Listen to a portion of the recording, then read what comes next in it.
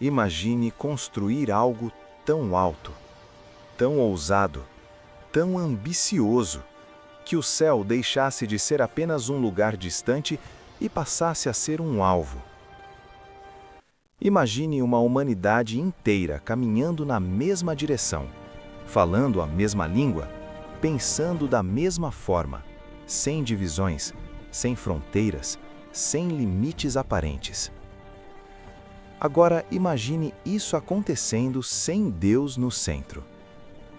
E se eu te disser que essa história antiga, escrita há milhares de anos, não fala apenas sobre o início das línguas, mas sobre o destino do orgulho humano? Essa é a história da Torre de Babel. Depois do dilúvio, o mundo ainda carregava o eco do juízo de Deus. A humanidade havia sido preservada não porque era perfeita, mas porque havia recebido misericórdia.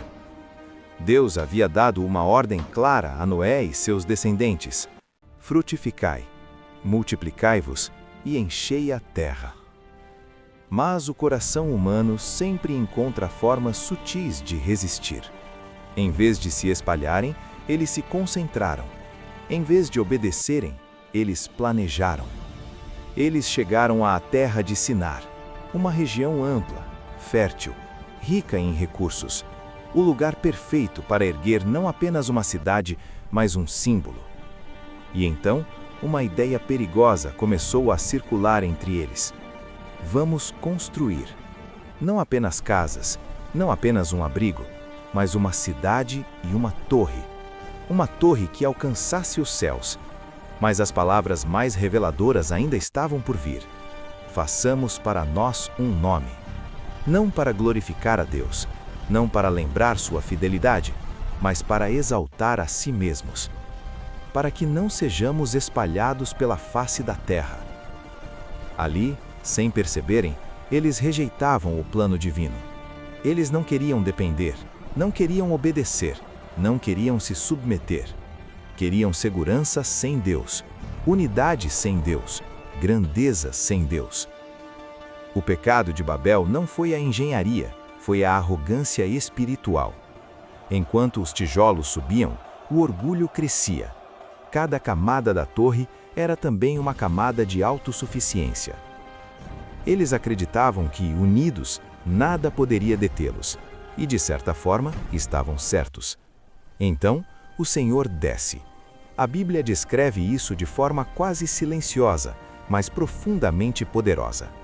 Deus observa, não porque ele não soubesse, mas para revelar algo eterno.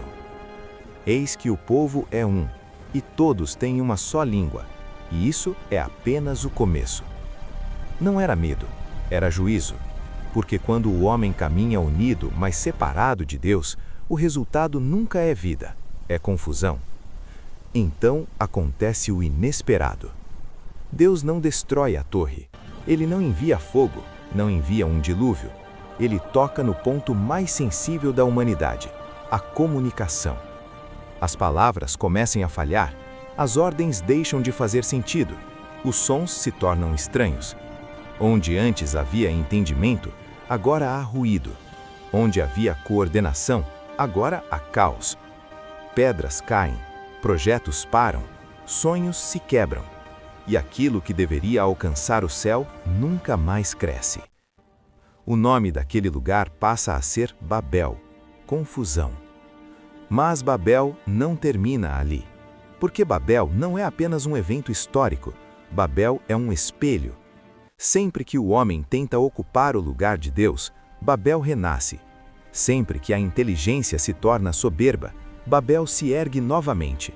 Sempre que a fé é substituída pelo ego, Babel reaparece. Observe o mundo moderno. Nunca tivemos tanta tecnologia, tanta informação, tanto poder, e ainda assim, tanta divisão. Falamos idiomas diferentes, mas também falamos verdades diferentes. Nunca foi tão fácil se comunicar, e nunca foi tão difícil se entender. Babel continua viva, não em tijolos, mas em ideias. Mas Deus nunca deixa a confusão ser a palavra final. Anos depois, em Jerusalém, algo extraordinário acontece. Homens simples começam a falar, e pessoas de todas as línguas entendem. O que Babel separou pelo orgulho, Deus uniu pelo Espírito. Onde o homem tentou subir, Deus decidiu descer. Em silêncio, em humildade, em amor. A Torre de Babel permanece como um aviso eterno, não contra o progresso, mas contra a soberba. Não contra a unidade, mas a unidade sem Deus. Porque toda construção que exclui o Criador, mais cedo ou mais tarde, entra em colapso. E agora, a pergunta não é sobre uma torre antiga. A pergunta é: o que a humanidade está construindo hoje? E quem está no topo dessa construção?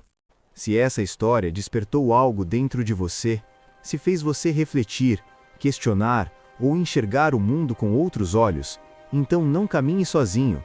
Inscreva-se no canal e continue essa jornada conosco.